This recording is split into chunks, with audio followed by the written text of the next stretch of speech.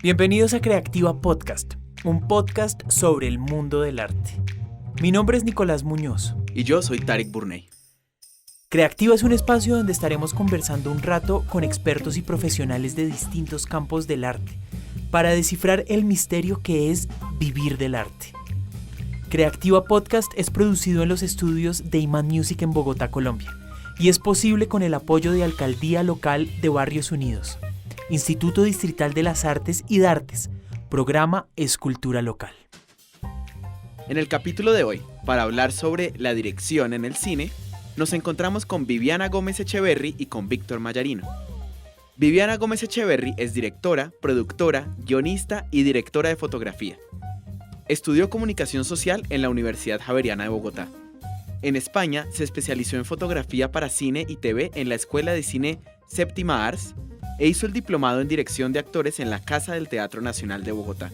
Tiene un máster en creación de guiones audiovisuales de la Universidad de La Rioja en España. Fue seleccionada y participó como alumna en talleres de Chicken and Egg Pictures, Tribeca Film Institute, Talents Buenos Aires, Fondo para el Desarrollo Cinematográfico de Colombia y el Bolivia Lab. Escribió, dirigió e hizo producción en Keila, su ópera prima, y los cortometrajes Trópico Exótico y 16th Birthday. Codirigió el documental Life is Sacred de la productora danesa Final Cut for Real, nominada 2 veces a los premios Oscar. Su última película, el documental Entre Fuego y Agua, fue estrenada en el Festival Internacional de Documentales de Ámsterdam, IDFA 2020. También ha trabajado como directora de fotografía y camarógrafa en largometrajes documentales y de ficción. Víctor Mayarino de Madariaga nació en Bogotá, Colombia. Inició su formación a los 7 años en la Escuela Nacional de Arte Dramático, fundada por su padre Víctor Mayarino Botero. Director, conferencista y responsable del Teatro Colón, uno de los teatros más representativos de Latinoamérica. Ascensión de Madariaga, su madre, fue alumna de Federico García Lorca y Alejandro Casona, 2 de los dramaturgos más emblemáticos de España. De niño, Víctor Mayarino aprendió de los conferencistas de teatro más representativos, incluidos sus padres, en la Escuela Nacional de Arte Dramático. Al graduarse de la escuela secundaria se retiró de las artes escénicas y estudió biología en la Universidad de los Andes en Bogotá. En 1985 regresó al negocio del entretenimiento después de graduarse como director y productor de televisión en Television Training Center, Londres, Inglaterra. Ha ganado más de 20 premios, incluyendo Mejor Actor, Mejor Director, Mejor Actor de Reparto, entre otros. Como director y productor tiene créditos por más de 500 horas de televisión, incluidos programas de gran audiencia en horarios estelares como Sangre de Lobos, La Maldición del Paraíso, Amas de Casa Desesperadas versión Colombia, Celia Cruz, Leche, entre varios otros. Víctor y Viviana, muchísimas gracias por habernos recibido la invitación y venir a hablarnos a Creativa Podcast sobre dirección. Pues un placer estar aquí con ustedes y poder conversar con Víctor, compartir experiencias. Claro, él tiene muchas más que yo. Sí, forzosamente. Muchas gracias. Un gusto estar aquí y qué bueno que sea, este tipo de espacios como para la reflexión de para qué servimos son bien necesarios y esperamos que sirvan de ejemplo y nos sirvan a nosotros un poco como orientación a ver para dónde agarramos en estas normalidades tan extrañas. Una orientación que le hace falta a muchas personas y a mucha gente que vive del arte, definitivamente. En la dirección hay algo particular y creo que para la gente que no es muy cercana al mundo audiovisual, e incluso muchas personas que son del mundo audiovisual pero no en dirección, la labor de dirección puede ser un poco misteriosa. O sea, digamos, la función del director, que es la cabeza del proyecto, igual hay muchas cosas que la gente es como, wow, ¿qué es todo lo que está haciendo? Quisiera preguntarles, para ustedes, ¿qué es la dirección? ¿Cómo definen ustedes la labor que hacen en un proyecto audiovisual? Bueno, pues yo empiezo por decirles que yo tengo una carrera que para mí todavía está empezando. O sea, yo tengo como directora 2 largometrajes y otro largometraje en codirección, y tengo cortos, y yo lo que más hago es cine, ¿no? Tanto documental como de ficción. No tengo mucha experiencia en televisión como directora, no tengo, mejor dicho. Entonces yo puedo hablar de lo que significa dirigir en cine Eh, y pues, digamos que en cada proyecto que yo he dirigido, cada película que he dirigido, lo que he hecho como directora es estar desde el principio, desde que es una pequeña idea la película hasta que se está mostrando en las salas de cine o en las plataformas y se está vendiendo, está en festivales, está en todo, ¿no? Es decir, eh, para mí son como, las películas son como mis hijas, ¿no? Son obra y yo paso mucho tiempo pensando en cómo quiero que se haga la película, cómo me imagino que son los personajes, dónde quiero que se ponga la cámara, cómo me imagino que es la atmósfera de una escena, tanto a nivel visual como sonoro. Eh, y también, por supuesto, una de las cosas más importantes, pues, es el trabajo con los actores, ¿no? Y entonces desde la preproducción empieza uno a darle vida a los personajes que están en el guión y los va construyendo junto con los actores. Y eso es una cosa maravillosa y muy bonita. Y durante el rodaje, pues creo que la principal función del director es estar con los actores y es digamos, el responsable de la puesta en escena. Obviamente pues también es la cabeza de todos los demás departamentos, pero principalmente la relación con los actores, ¿no? Y luego, pues en montaje es volver a reescribir el guión de alguna manera, ¿no? Es armar el rompecabezas hasta encontrar la versión que uno cree que es la más cercana a lo que uno alguna vez soñó o imaginó de su película.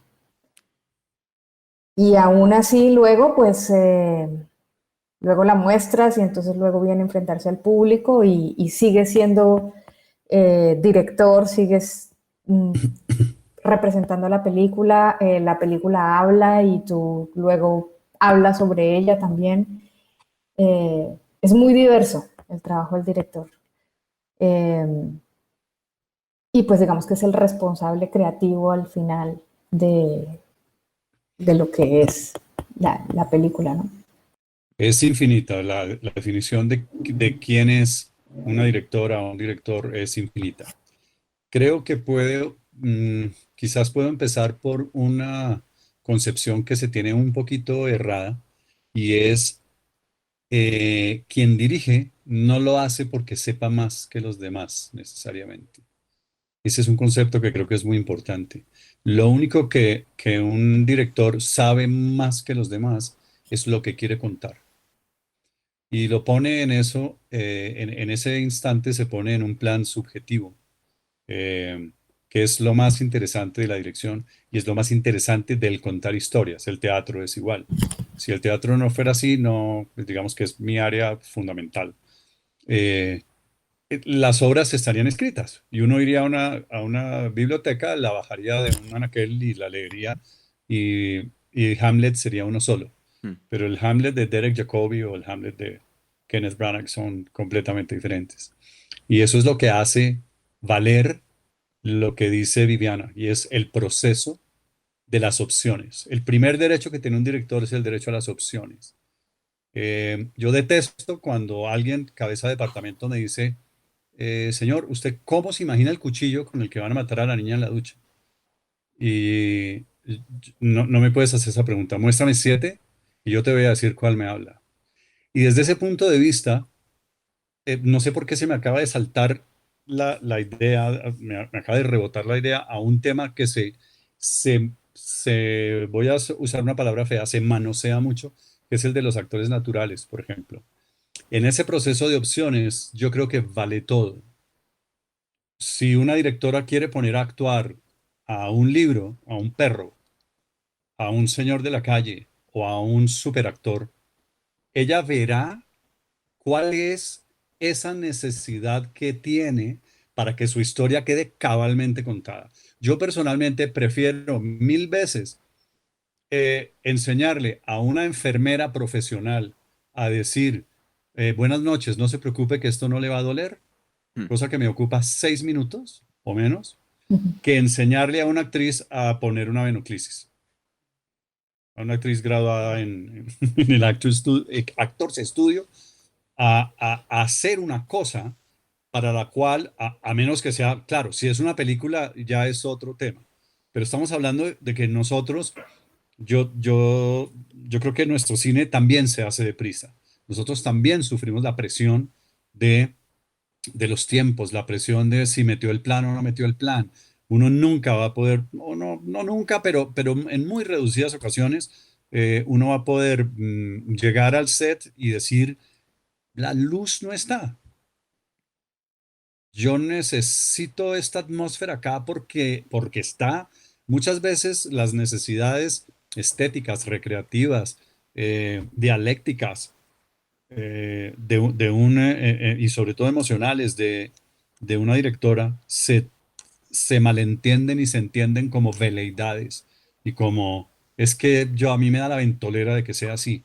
Depende de qué quieres contar. Vuelvo a repetir.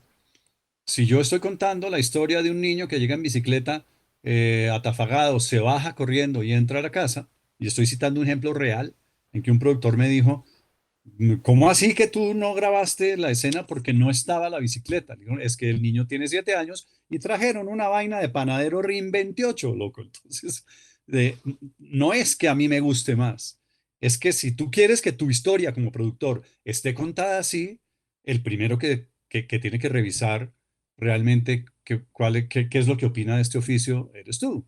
Entonces, yo creo que eso es muy importante. Yo no sé si Viviana actúa, pero si Viviana quiere que yo esté en una película suya, yo voy a entender lo que ella quiere y voy a tratar de sorprenderla y satisfacerla. Y todos los días y esto me pasa a mí, yo tengo un método actoral que es absolutamente emocional. A mí me desarma una actriz que me mira de frente o un actor y tiene una pared en los ojos. Yo, con toda la experiencia pues con todos los años que tengo, no sé cómo se soluciona ese problema. Sin embargo, aunque estoy metido en la construcción de mi personaje y en mis circunstancias dadas, como decía mi maestro, fundamentales, yo tengo una neuronita con la que siempre quiero halagar a la directora, ¿sabes? El día de mañana, si ella actúa, va a ser ella quien esté a mí, voy a usar la palabra servicio, pero me van a entender en qué sentido lo digo. Va a estar en función de lo que es mi historia. Y eso creo yo que es muy importante, lo voy a dejar ahí por el momento como para que sigamos y arranquemos, pero eso me parece a mí fundamental en cuanto a la tarea del director. Y lo dejo con esta frase que me dijo a mí un maestro. Usted puede saber mucho, puede saber poco, puede, o no, puede saber mucho, pero finalmente un 80% de su construcción como director es su construcción como persona. Siempre va a estar ahí quién es usted como persona. Entonces, eso es lo que hace que nuestro trabajo eh, no, no admita que seamos unos déspotas que llegamos a un set a ser los que más mandamos. De hecho, me genera mucha curiosidad esto, o sea, digamos, Víctor, dices, el director no es la persona que más sabe, sino el que sabe cómo comunicarse mejor con todos los departamentos y cómo apoyarse en las personas que tal vez saben un poco más en esos campos, llevar la historia a la mejor versión que puede ser. Entonces sí quisiera saber un poco cómo hace uno para comunicar la idea y la historia que uno quiere y hacer que siga adelante y llegue como a una versión, a la versión que uno tiene. Sí, pues yo retomo un poco lo que está diciendo Víctor ahora, que me pareció muy bonito, y es que uno está dirigiendo y uno muestra qué persona es, ¿no? Eh, Desde la dirección. Es imposible fingir o es imposible, sí, digamos, pretender algo que uno no es. Eh, Sobre todo porque cuando son historias propias, que no necesariamente siempre es así, pero en mi caso han sido así, eh, pues la película te está atravesando y tienes una necesidad de contar la historia como del lugar, y entonces estás, digamos, como abierta, ¿no? Como mostrando todo lo que eres.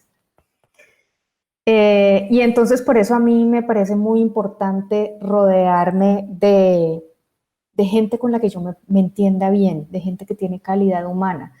A mí no me sirve que sea el mejor fotógrafo del mundo, el más famoso de Colombia, si yo no puedo hablar con toda tranquilidad, abiertamente, si yo siento que me están juzgando, sí, porque a veces eso pasa también. Sino que yo necesito que mi equipo haya confianza, que haya camaradería, que haya respeto y que las cosas se digan, digamos, abiertamente, con la verdad, en fin. Y entonces, en ese sentido, ahorita dijiste cómo lidias tú con los departamentos, digamos, no, deja de ser una cosa o no es lidiar con ellos, sino que es todo lo contrario. Ellos son fundamentales y son un apoyo impresionante, ¿no? Entonces todo arranca desde la lectura del guión. Yo trabajo muchísimo en preproducción con los departamentos, con los jefes de departamento, se hace una lectura de guión general, pero también con cada cabeza de equipo yo hablo sobre cómo es esa película, cómo me la estoy imaginando, cómo se desarrollan los personajes, cómo son las locaciones, qué referentes audiovisuales o pictóricos o de sonidos o música, todo lo que he pensado, pues como que se comparte. Y luego viene el feedback, ¿no? Luego viene desde su experiencia de cada departamento, ellos cómo ven esa historia, además con la visión que yo les he contado. Entonces es muy chévere porque es todo el tiempo como una cosa que se va enriqueciendo, ¿no? El audiovisual, cada uno va aportando desde su posición, cada uno va aportando su granito de arena y muchas veces termina siendo algo que uno no imaginó o imaginó parecido, pero no así, y a veces te sorprende gratamente, otras veces dices como no, por ahí no es, busquemos otra opción, pero es muy bello y es muy importante todo ese aporte que se hace desde cada uno de los departamentos. Y por supuesto en rodaje, como uno está pendiente de los actores y de la puesta en escena, pues todo lo que ellos sepan, todo lo que hayan entendido de la historia, toda su sensibilidad que digamos que ya creció en el trabajo de la preproducción, pues es fundamental, ¿no? A la hora de rodar para que todo marche y para que se haga rápido, como dice Víctor, porque nunca hay tiempo, nunca hay plata. Alfred Hitchcock decía, cuando yo empiezo a rodar, el día que empiezo a rodar, ya no tengo trabajo. Y ojalá fuese así, ¿no? Más allá de, obviamente, estar uno en el tema de la conexión íntima que uno tiene con todo el mundo. Pero lo que quiso decir él con eso es que lo que tú no has hecho en la preproducción difícilmente lo vas a poder suplir en un mal rodaje. Bueno, a mí me gustaría preguntarles a cada uno cómo fue ese camino y ver cómo fue ese camino de Viviana para llegar a dirigir su primera película y cómo fue ese camino de Víctor. Cómo llegaron a la dirección y cómo fue la dirección, cómo fue dirigir ese primer proyecto para ustedes. Bueno, yo estudié comunicación social en la Javeriana, pero yo siempre supe desde que estaba en el colegio que quería hacer cine. De hecho, hice mi primer cortometraje con un director amigo caleño que se llama Oscar Ruiz Navia. Lo hicimos como a los 16 años, lo codirigimos y desde ahí yo dije, no, yo quiero hacer cine. Por cosas de la vida terminé estudiando comunicación y luego me especialicé en dirección de fotografía. Entonces la entrada para mí, digamos, al mundo del cine fue a través de la fotografía. Entonces, pues yo empecé haciendo el camino en el departamento de foto, fui asistente de cámara, foquista, luego pues hice cámara, hice dirección de foto, pero siempre tenía como esta cosa de adentro de no es suficiente, yo realmente quiero contar mis historias, quiero contar de mi punto de vista y pues mi primer corto, digamos así como serio como directora, se llama Trópico Exótico. yo quería hacer un largo en la isla de Providencia, pero sabía que si nunca había hecho un corto, nadie me iba a creer y nunca iba a conseguir dinero para poderlo hacer. Entonces dije, tengo que hacer un corto. Y en esto de tengo que hacer un corto, tengo que hacer un corto, no sabía qué hacer. Y tuve un dolor muy grande en mi vida y es que se murió un gran amigo. Y cuando se murió mi gran amigo, la manera que yo tuve como de rendirle homenaje fue haciendo una película con todos los amigos de él en su honor. Y ese fue Trópico Exótico y ahí empecé a dirigir. Después hice otro cortometraje que lo hice en Providencia, como tratando de probar un poco cómo sería hacer una película allá con los actores de allá. Hicimos talleres de actuación, de video y entonces empecé a trabajar y se llama 16th Birthday. Y después de eso me lancé y logré hacer Keila, que es mi ópera prima, que es un largometraje de ficción en la isla de Providencia. Y pues después de allí ya uno como que dice, oiga, sí, como que sí me estoy creyendo esto de que yo soy directora, porque Sí. pues me surgió la idea en el 2003, la pude rodar en el 2015 y la salió al aire en el 2017, entonces eh, fue mucho trabajo, mucha terquedad, mucho amor también ahí, ¿no? Y ahora pues estoy estrenando mi segundo largometraje, que es un documental. Se estrenó en el ITFA, que es el Festival de Documentales de Ámsterdam, en noviembre y ahora está pues como haciendo el recorrido por festivales internacionales. Ese ha sido como mi carrera cortica, fácil de contar. Vamos a El, ver qué va a hacer Víctor. perdón, el equipo con el que rodaste Keila fue un equipo con el que rodaste los cortometrajes antes, o sea, los miembros del equipo. Algunos de ellos, no todos, pero sí, sí trato como de si me funciona trabajar con alguien, poder repetir. Sí. De hecho, la productora de campo de Keila, con ella también trabajé en otros proyectos, yo siendo directora de foto y siempre me pareció tan buena y tan chévere que ahora somos socios y tenemos una productora, ¿no? Entonces, como que siempre, si me entiendo bien con alguien, pues la idea es seguir porque no son fáciles las relaciones, ¿no? Sí. En el trabajo audiovisual, no son fáciles. Creo que eso va ayudando efectivamente como, o sea, si el equipo va trabajando junto y va aprendiendo a comunicarse todos juntos y pues ya uno no es, como decías antes, como tú puedes hablarle con toda la tranquilidad, toda la comodidad y toda la confianza a los miembros de tu equipo porque han ido creciendo y trabajando juntos proyecto tras proyecto. Sí, así ha sido. Obviamente también estoy siempre muy abierta a trabajar con gente nueva y me gusta conocer nueva gente y a mí me han dado muchas oportunidades en la vida y también cuando yo tengo la posibilidad de dar la oportunidad, pues la doy y eso hace también que la red se vaya expandiendo. Pero sí, tengo ciertos afectos y ciertos amores, digamos, laborales y procuro seguir haciendo equipo con esa gente, ¿no? Porque también compartimos una misma visión, porque terminamos siendo grandes amigos y también eso se disfruta un montón, ¿no? ¿Cómo fue en el caso de Víctor ese paso a un día decir, voy a dirigir? Yo empecé pues muy temprano, tengo mi formación fundamentalmente gracias a mis padres y hay una coincidencia con lo de Viviana, mi mamá era fotógrafa. No solo era fotógrafa ella misma, que hacía fotos, sino que era luminotécnica del teatro y alguien se reirá o alguien no, pero hacía los pesebres más bonitos del mundo. Y en esos pesebres había el manejo de la luz, la textura de la luz de mi mamá en mi casa y en sus pesebres y en todo lo que ella lo que tocaba lo volvía luz. Entonces yo quedé completamente hipnotizado, drogado por la luz. Y después apareció también, ahí ya tuve como la primera sospecha porque yo iba a ver un ensayo de mi papá y normalmente uno se queda mirando hacia el escenario. Y yo descubrí muy pronto que me fascinaba con su manera. Y después, a partir de mi segundo o tercer año de bachillerato, yo estaba absolutamente convencido que yo quería hacer ciencia. Y yo estudié biología.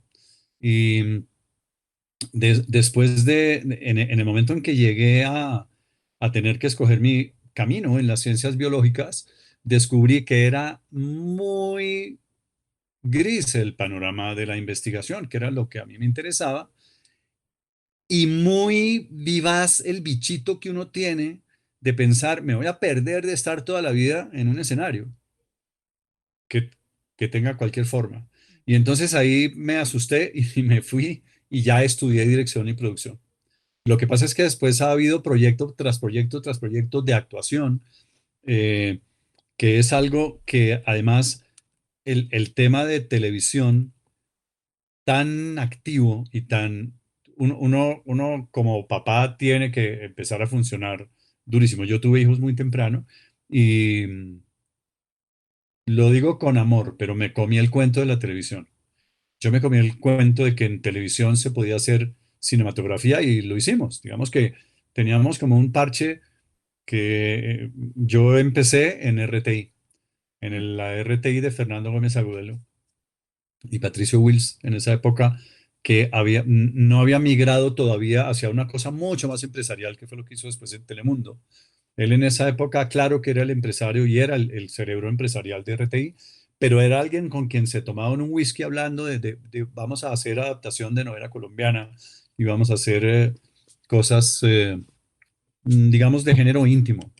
Entonces, pero ahí estaba una persona a quien adoro y, y con quien compartí muchísimo, porque yo llegué recién graduado y me senté, yo me bajé del avión y terminé sentado en una mesa de un restaurante con Pepe Sánchez.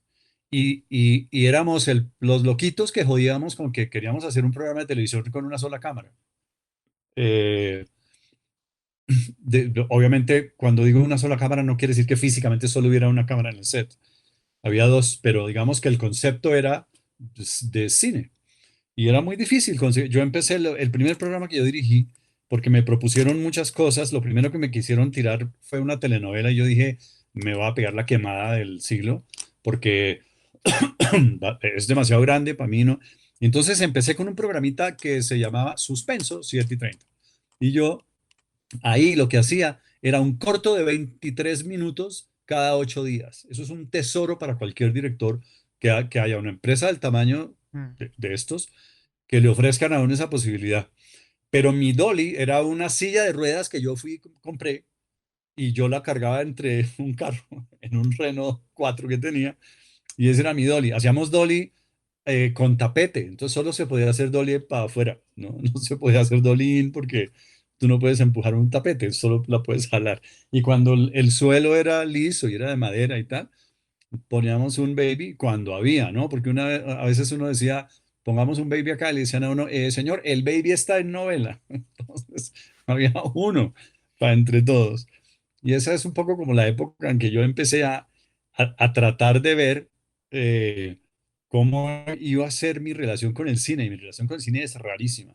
Y es mucho más como actor, porque en este atafago es muy difícil encontrar como el aterrizaje para uno decir, quiero contar esta historia.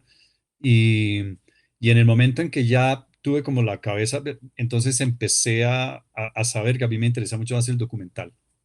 La ficción me asusta mucho. Hay ciertas cosas de la ficción que a mí, como director, lo manejo muy bien, pero como director conceptual, como lo es Viviana, eh, hay momentos en que no sé bien cómo entrarle a la cabeza a nuestro público. Eso me preocupa y bueno, lo estoy solucionando. Pero digamos que ahí fue donde lo que yo quise hacer fue poder tener, y ahora que hablabas acerca de, que le preguntaste a Viviana, no me acuerdo qué palabra utilizaste y era lidiar, tal vez, ¿no? Si uno piensa que tiene que lidiar con algo, tiene que salirse del estudio, no puede encarar una labor de director. Ahí ya empezaste muerto, ahí ya empezó muerto. Eh, la palabra es complicidad. Y por eso es que si uno tiene gente, que también lo decía Viviana, yo tengo gente que me gusta y tengo un asistente de dirección que me gusta, entonces la voy a llamar otra vez. Entonces aparece la palabra rosca. Entonces es complicado lidiar con eso, ¿no? Es que no, es que son de la rosca de Mayarín. No, es que yo eh, para tener uno una relación íntima de complicidad con una pareja es tan complicado. Imagínate lo que es para que traigan a la realidad una cosa que está en un papel. Ahí sí que necesitas una relación íntima. Entonces, yo trabajo con los actores mucho más a través, si tú llegaras a un set donde estoy yo trabajando con un actor, nunca me vas a oír decirle, ni hablar de decirle cosas del guión, ¿no? Recuerda que aquí estás emputado porque llegaste de la pelea con tu papá, porque y te lo pongo del ejemplo al revés, yo como actor he tenido la ofensa de que un asistente de dirección me diga, me recuerde mi línea narrativa, ¿no? Me está faltando al respeto porque yo sé exactamente qué estoy haciendo ahí y si no lo sé, pues más me vale irme. Pero, pero yo nunca le voy a decir a un actor mucho más intenso, mucho más furioso, dame qué sé yo qué cosa. Muy probablemente le voy a decir una de dos cosas, o es como cuando uno en el colegio se soñaba que estaba en pelota en la mitad del campo de fútbol. Mm. Y el man ya, ¡pim!, me pescó una complicidad, pero muy probablemente, además, porque esa frase la hemos hablado en el trabajo de mesa. Yo en el trabajo de mesa construyo complicidades que después me permiten enganchar el nervio que yo necesito engancharle ese día para esa escena particular. Ese es el trabajo que hago yo en la mesa.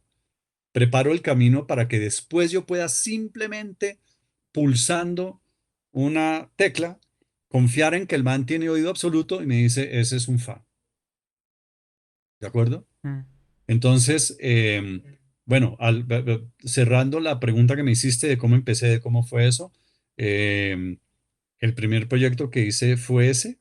El primer proyecto que yo hice no lo hice. Fue muy curioso. Bueno, yo ya había hecho un reemplazo, que todos hacemos, ¿no? Un director que se va y entonces le dicen a uno que dirija los últimos 26 episodios de una telenovela y ahí no hay nada que hacer. Pues lo único que puedes hacer es decir, plano medio, cámara 3 con tal. Pero después, cuando ya volví graduado y todo eso, eh, había un proyecto, a mí me trajo a Colombia, yo estudié en Londres y me trajo a Colombia Bernardo Romero para que yo hiciera Dejémonos de Vainas con Daniel Samperio Bernardo. Y entonces yo armé todo el elenco y toda digamos, como lo que sería el equivalente a la producción de línea de esa época. Y cuando ya empecé a, a- a saber qué era lo que yo necesitaba tener en un set, yo dije, esto no es para mí, porque además se necesitaba hacer una cosa absolutamente veloz y superficial que no tuviera sino las frasecitas, una comedia que a mí me parece un género endemoniado y no lo haría nunca, ni siquiera actuando. El de la sitcom típica, no sé hacer ese humor. Para mí el humor es completamente otra cosa. Yo nunca me he reído de un payaso. Bueno, hablo del payaso típico de circo, ¿no? De un maravilloso clown bien hecho, obviamente. Sí. Me refiero a la invitación a reír, me parece dificilísima. En cambio, yo llego a un entierro, ojalá donde no esté muy, muy comprometido porque va a sonar psicópata esto, pero un buen entierro es una invitación al humor increíble, ¿me entiendes? O sea, el humor por choque, por contraste, funciona mucho más que las comedias donde dicen vamos a reírnos, un, dos, tres. Entonces, yo esa parte no la disfruté demasiado y ahí fue donde esperé y esperé, esperé, esperé como 2 años después de haber llegado. Y yo actuaba en ese suspenso, éramos un elenco estable, era un proyecto divino porque era un elenco de 4 actores, actrices y actores, y cada semana una historia diferente.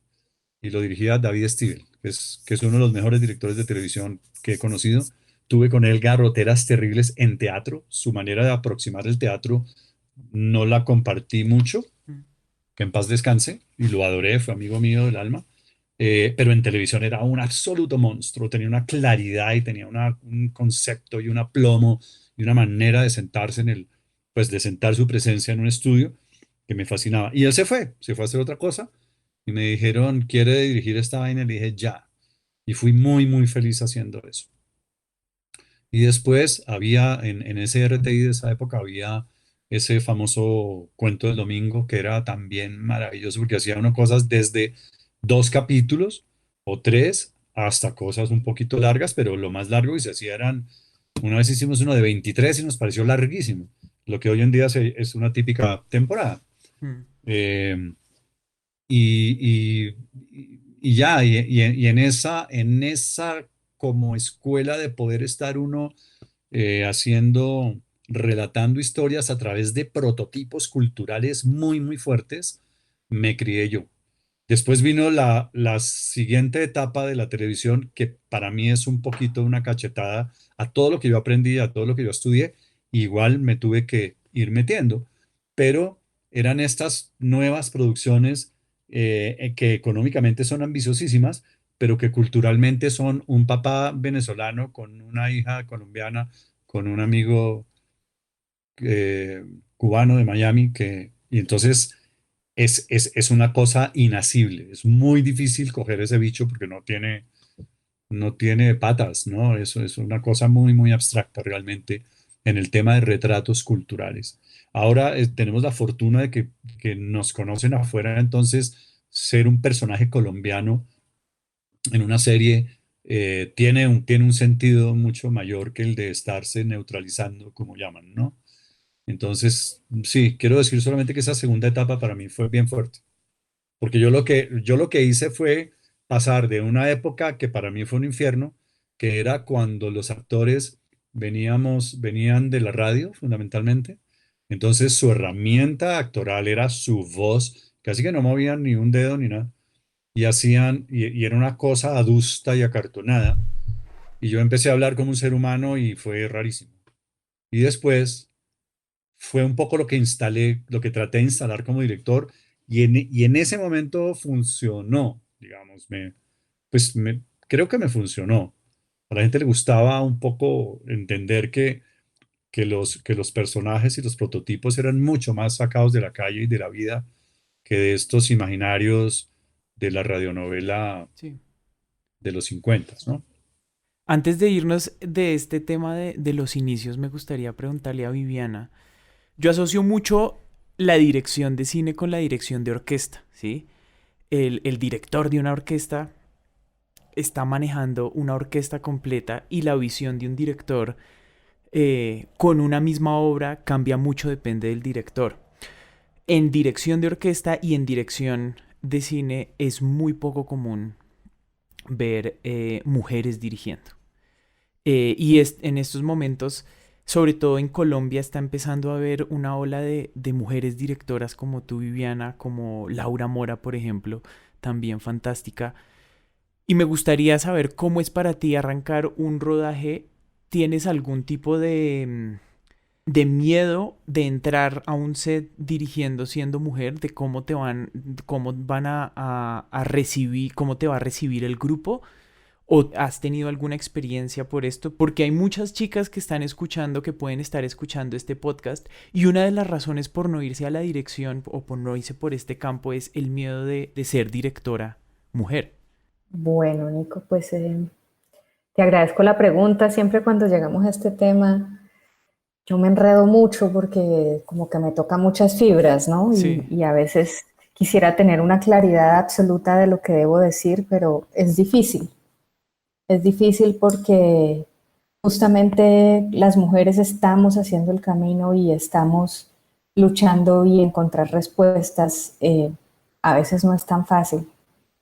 Digamos, yo llegué a dirigir sin ese miedo porque yo ya lo había enfrentado siendo directora de fotografía. Mm.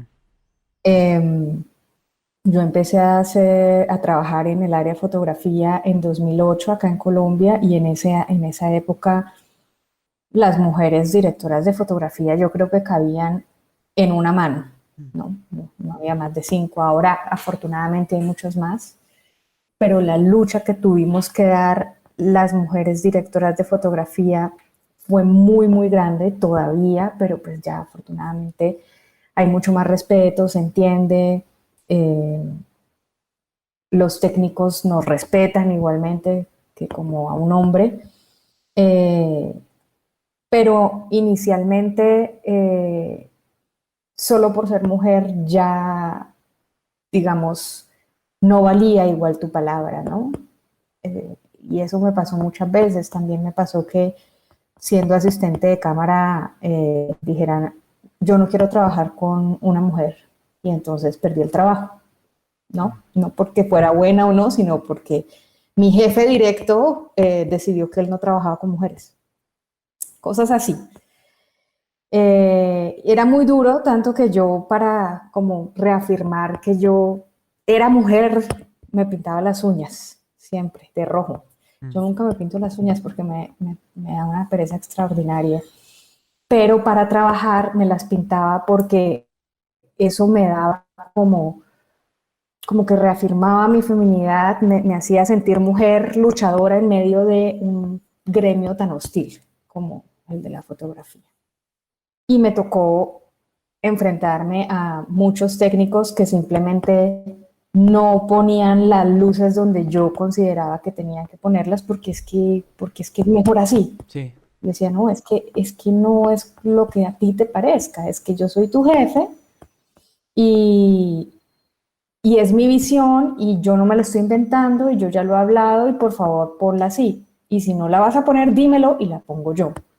Entonces ahí como que se reaccionó, ¿no? O muchas veces yo tenía la fama de que era muy, como dicen los rolos, muy rabona, muy brava, ¿no?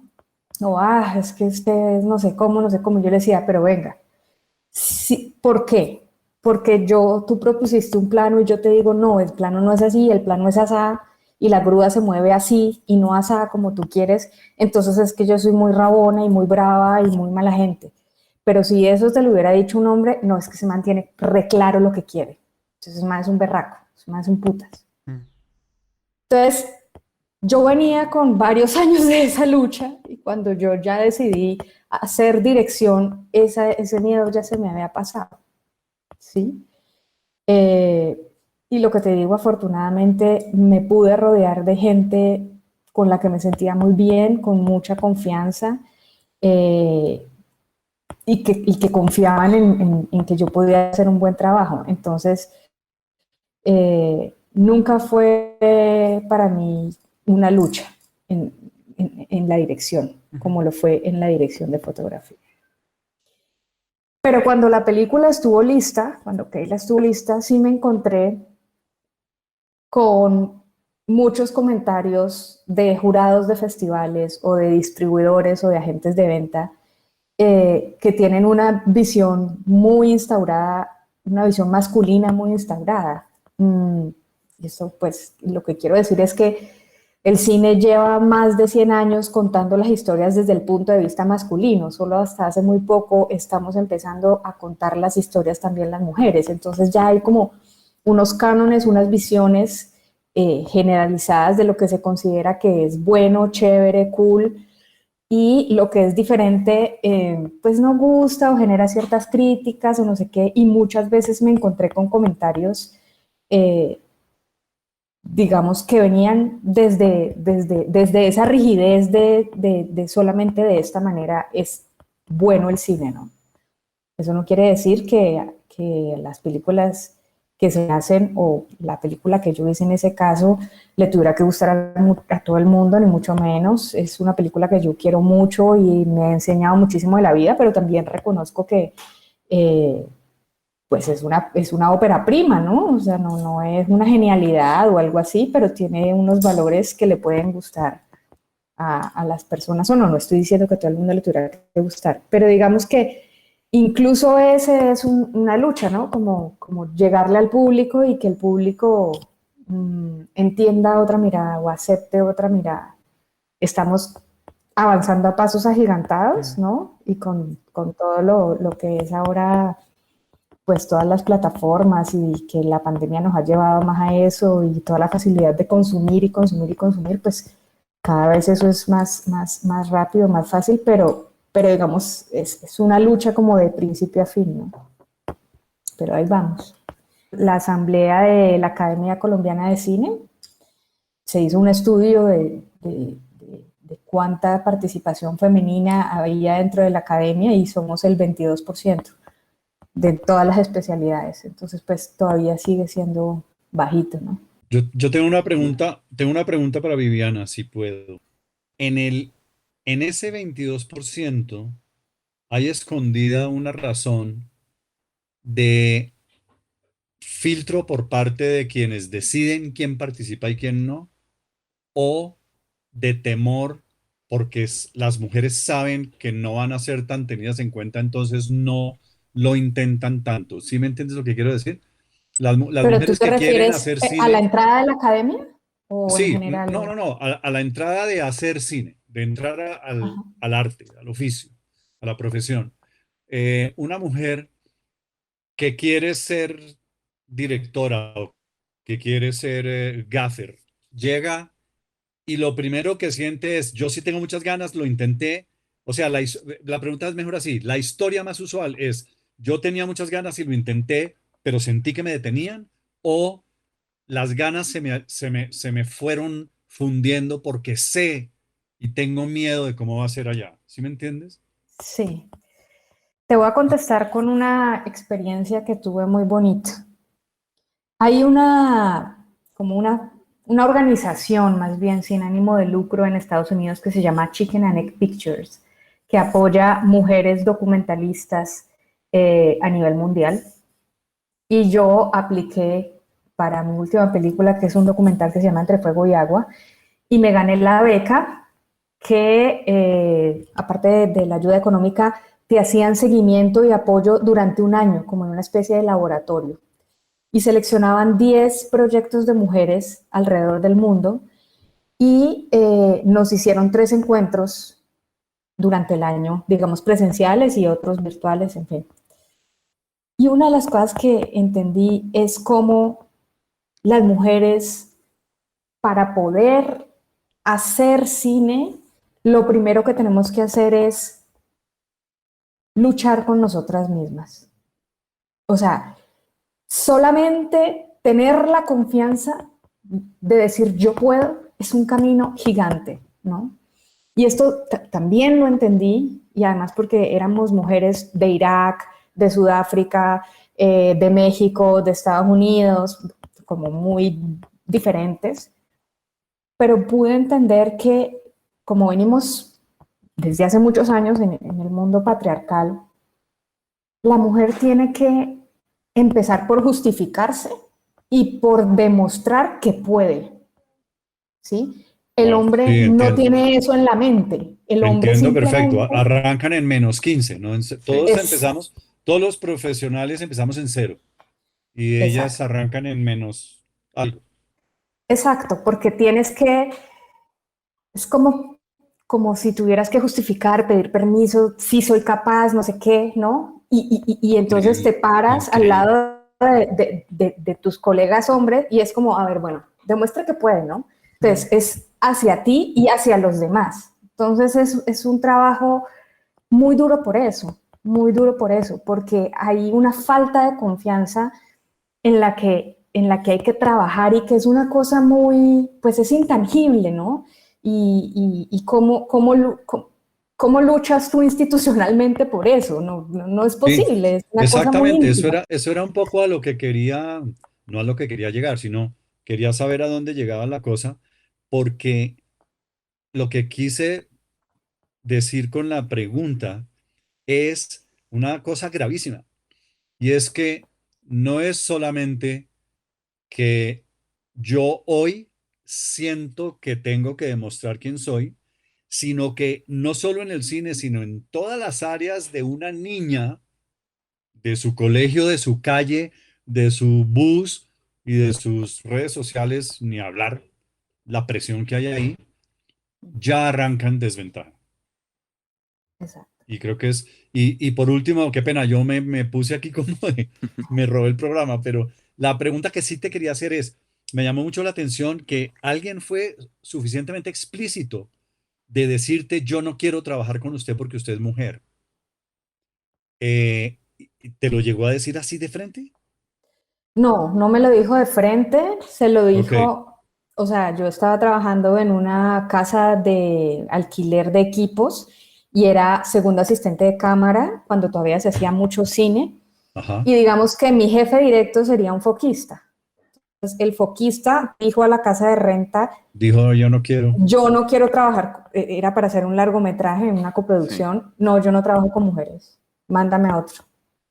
Ok, y la pregunta real era, ¿tú hiciste en este momento algo o sentiste No, que, no, me morí de la rabia y la vida pero me dio la posibilidad? no lo denunciaste frente a algo o algo? No, no, Esa es la otra, no, el temor a, a denunciar, desde la lonchera hasta todo lo que sabemos que contiene claro, la, pues la palabra es fea, pero es una forma de violación. Todo lo que contiene una violación en el exacto. temor de una mujer a comunicarlo a los Sí. demás.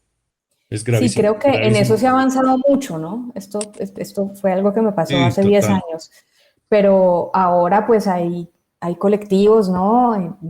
En audiovisual hay un colectivo que se llama Rex Sisters, que es maravilloso Sí, y pues son un montón de mujeres apoyándonos y ahora incluso los hombres también, ¿no? Lo dicen abiertamente claro. y hay mayor respeto y ahora se puede hablar sin que te Sí, juzguen, pues tanto como antes, ¿no? Entonces eso es muy valioso también, es muy valioso también. Alguna vez entré a una charla de dirección de animación. En esa charla habían muchas mujeres directoras.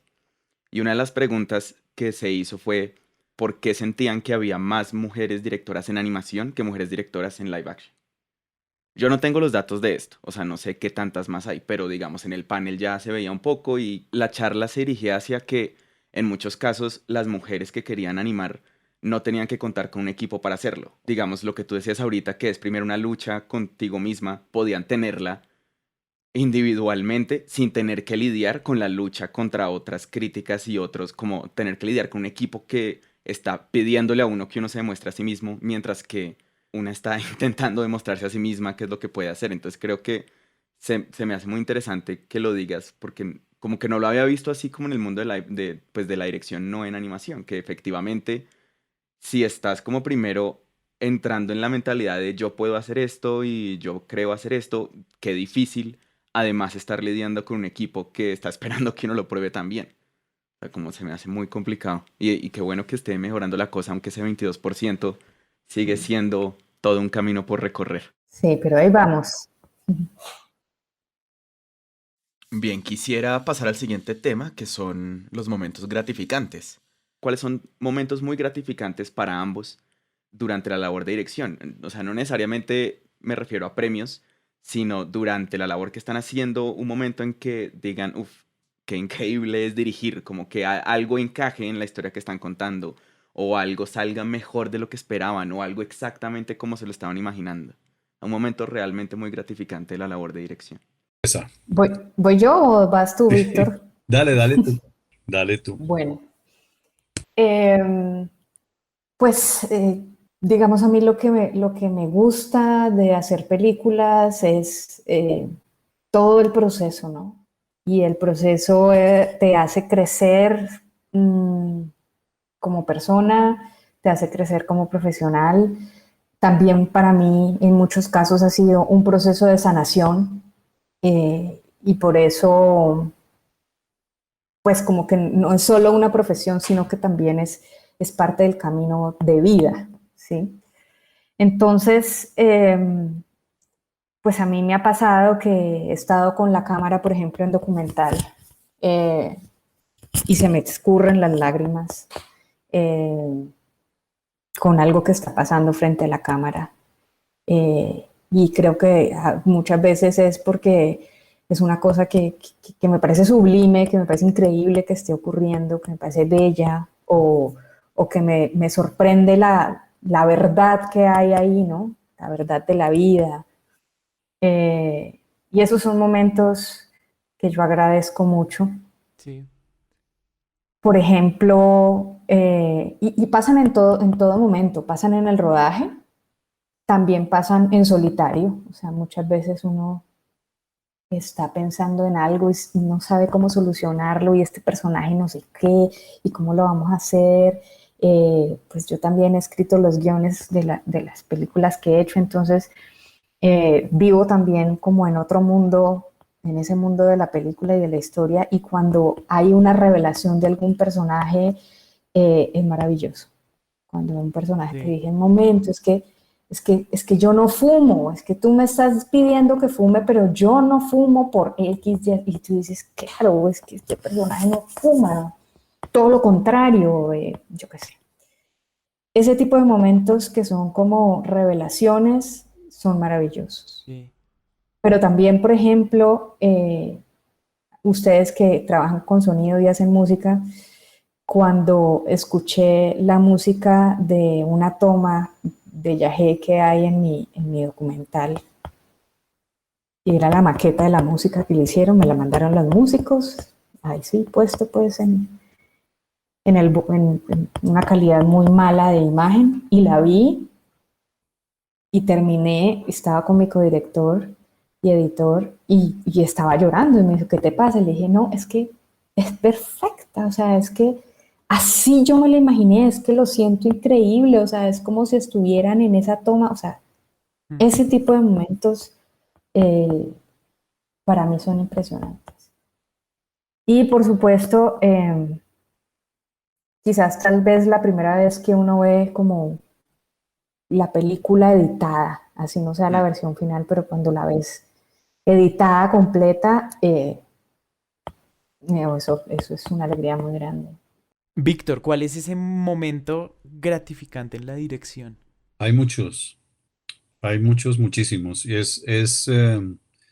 casi que, casi que la respuesta hay que darla al revés. El único momento no gratificante es cuando te frustras por algo. Yo me levanto todos los días feliz y todos los días llevo todas las piezas que traté de poner en todos esos sitios. Y cuando eso no puede suceder, es el único momento que no dice uno gracias por estar aquí. Sí. Pero digamos, pero no quiero que suene melifluo, pero a mí me pasa, digamos. Vivo para ese momento. Pero digamos, creo que todos lo dijeron. Tú con tu ejemplo, me acordé de Adriana Sí, Bernal, que era otra de la las 5 otra de directoras de las foto. 5 directoras de fotografía de esa época. Y entonces, bueno, uno está frente a un monitor y hay un momento, bueno, hay un momento anterior que es cuando pones la cámara, cuando decides tu lente y lo pones. Hubo un instante cuando estuviste reunido con todas estas personas que, como tú decías, saben más que uno. Realmente no es necesariamente saben más la frase, sino que es su especialidad. Yo no sé de moda y mi directora de arte tiene clarísimo que esa persona se pondría eso para esa ocasión en ese momento y en ese sitio. Eh, y la, el asistente de vestuario, en el momento en que le estaban poniendo ese traje, dijo, pero abotonémoslo así. Y después vino una niña pasante y dijo, eh, ¿y si le ponen un accesorio tal? ¿Me entiendes? Es un trabajo colaborativo. Y entonces, en, con todas esas personas, tú tomaste una decisión, o dos, o 10, y en el momento en que tú pones el lente y miras por primera vez por la cámara, dices, tomamos la decisión que era. Ese es un momento sublime, por ejemplo. Cuando tú sabes que la agarraste el toro por ese cuerno que ojalá en una escena difícil. A mí me pasa, por ejemplo, que hay escenas de 7 páginas que yo desde que la leo la puedo filmar ya. Y hay escenas de media página que me ponen 15 días a pensar cómo diablos la voy a rodar, porque no me inspira, porque no me interesa, porque no sé por qué. Entonces, todo este tema que les decía antes de las complicidades, entonces ahora sí voy al momento que uno está mirando por un monitor, tú ya le habías dicho algo a tu actriz y de pronto ella dice una frase que excede de lejos lo que tú le pediste y te sorprende. A mí los actores que me sorprenden son los que yo realmente pago por volver a trabajar con ellas o con ellos. Y el momento en que tú planeaste algo y lo quisiste así y sale y tú sabes interiormente que está bien, eh, es mágico.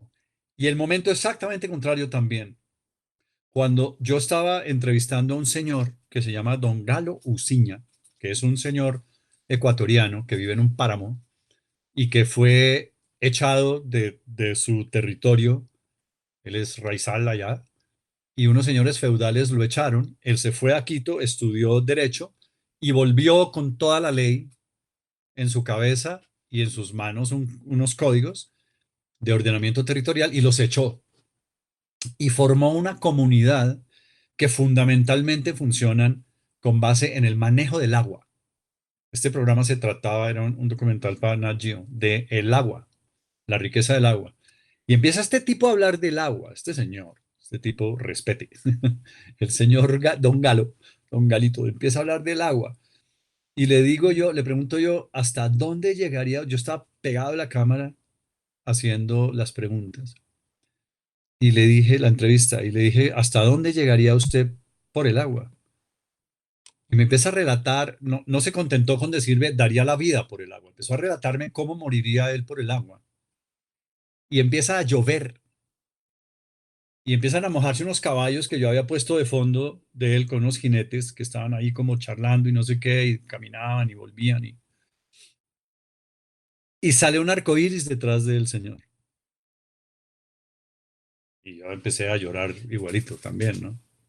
Y terminamos todos llorando además era el último plano de ese día, porque era además ese sol de 4:30 a 5 en el páramo que cae de lado, que tú sabes que en el páramo tienes una hora menos de luz y no importaba si era de noche, ya, pues el documental tiene esa magia. Yo soy muy quisquilloso, por ejemplo, sí, con temas de vestuario, de maquillaje, del arte, la ambientación, y todo me molesta al ojo, me brinca al ojo y el documental me brinca al ojo, digo, los errores, y entonces tengo que decir, por favor, corrijamos esto, o llamar al que sabe y preguntarle, oye, ¿eso está bien? No, no, señor, está mal. Listo, corrijamos. Eh, y el documental tiene esa magia, que lo que viene es, y tú no tienes en la menor preocupación porque las personas son, y los sitios son, y los elementos son. Entonces, caía la tarde y tal, y no importaba, pero además salió ese sol y además le pegó al arco iris. Esto es cuando suceden las cosas, y yo por alguna razón tengo eh, suerte. No creo en nada de eso, no creo en la suerte, pero la tengo. Digamos que hay cosas que me suceden y de pura casualidad. Yo hice una vez un proyecto y Salvo Basile era el asistente de dirección y me dijo, es que tú no me necesitas porque tu asistente de dirección es Dios. Y eso fue porque estábamos haciendo un plano de una pareja que caminaba por una playa y nos pasó al fondo. ¿Tú sabes lo que es un junco tailandés? Es una vaina, es un velero de junco, hecho de ramas de junco, con esa vela que es así, que parece como una aleta de un dragón, y nos pasó por detrás. O sea, meter esa vaina en un plano vale $50,000, ¿me entiendes? Y nos pasaban todos los días, nos pasaban cosas de esas. Entonces, ese es el momento sublime y el momento en que me sale el grito por el radio de decirle a un camarógrafo, eres un putas, o a una actriz, eres una diosa, o alguien está haciendo algo que es para mi proyecto, pero que esto va a sonar a falsa generosidad. No sé no me importa a qué suene, pero para mí es una sensación totalmente genuina y es natural, y por eso me atrevo a decirla. Y es cuando alguien solito hace algo maravilloso y es un genio. Y no tiene que ver pues tiene que ver porque ese es mi proyecto, pero sí, es para mi proyecto, pero es para el de todos. El tema del arte colaborativo para mí es la fuente de la mayor cantidad de momentos maravillosos que tiene la dirección. ¿Cuál sería un consejo que le darían a una persona que está apenas comenzando a dirigir? Una persona que apenas esté comenzando a pensar qué quiere hacer, que esté diciendo, uff, quiero empezar a trabajar en cine y televisión, quiero empezar a dirigir mis historias, a contarlas. ¿O cuál sería un consejo que les gustaría que alguien les hubiera dado a ustedes cuando comenzar? El mismo que le daba Graham Greene a los escritores. Escriba. La única manera de escribir bien es escribir todos los días 24 horas. Hoy en día tienes la fortuna, hoy en día siendo desde el año 85, tienes la fortuna de tener un laptop, ¿qué un laptop? Bueno, un laptop para procesarlo, pero un celular y un microfonito ahí decente, cualquier sonido. Cuando uno dice, quiero hacer cine, generalmente, sí, los muchachos lo primero que salen corriendo es a traer una cámara y un sonido y una luz. Y es lo último que necesitas. Tú tienes que vivir la vida.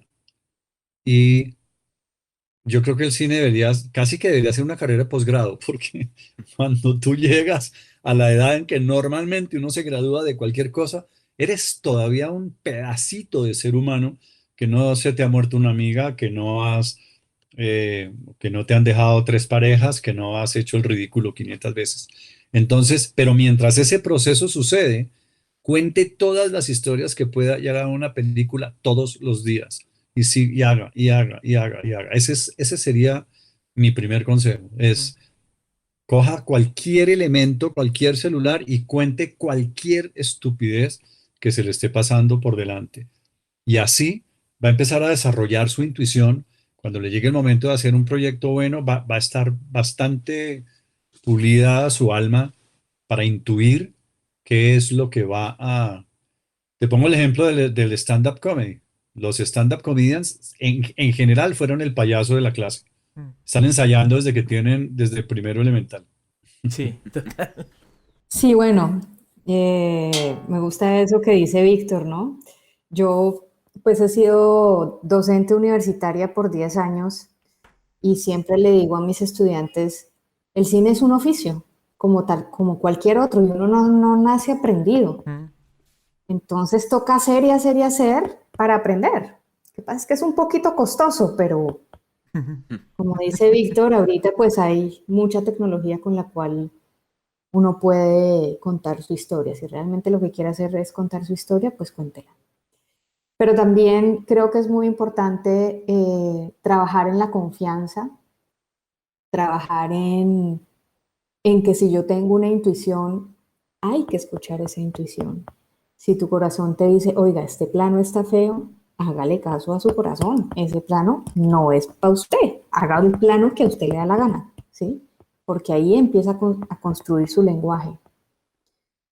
Y lo otro es que esa confianza es muy dura, digamos, se forja cada día porque el camino del cine es duro, porque implica unos retos económicos muy altos y un engranaje de producción muy grande, ¿no? Son proyectos gigantescos. Se trata de resolver mil problemas también el cine.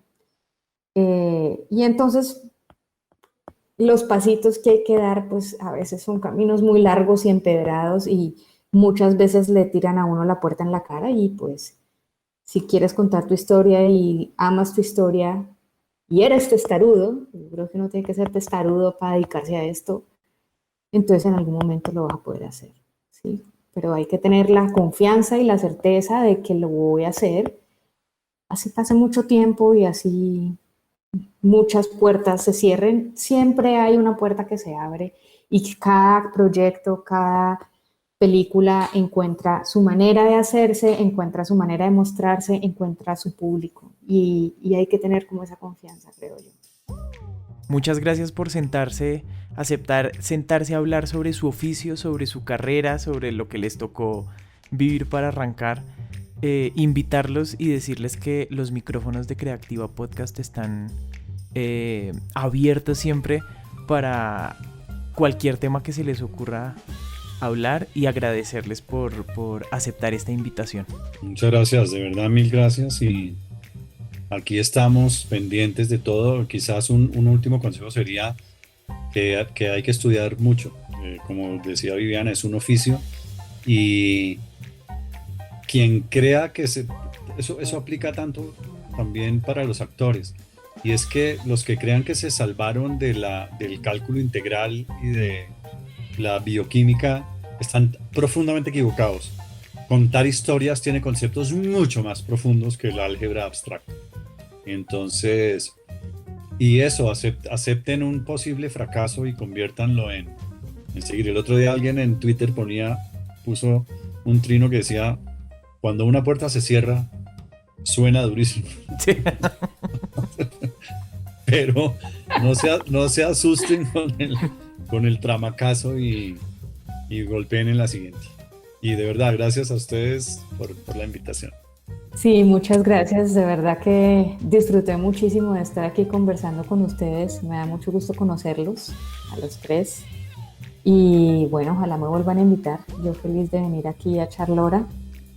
Y nada, vean películas también. Toca ver cine a la lata. Y cine colombiano también, Sí. que está bueno. A todos los que nos escucharon en este capítulo, muchísimas gracias. Y los invitamos a conocer los demás episodios ingresando a www.imanmusic.net/podcast. También nos pueden escuchar en plataformas como Spotify, Apple Podcast, Spreaker y las demás. Creativa Podcast es producido en los estudios de Iman Music en Bogotá, Colombia, y es posible con el apoyo de Alcaldía Local de Barrios Unidos, Instituto Distrital de las Artes y Dartes, Programa Escultura Local.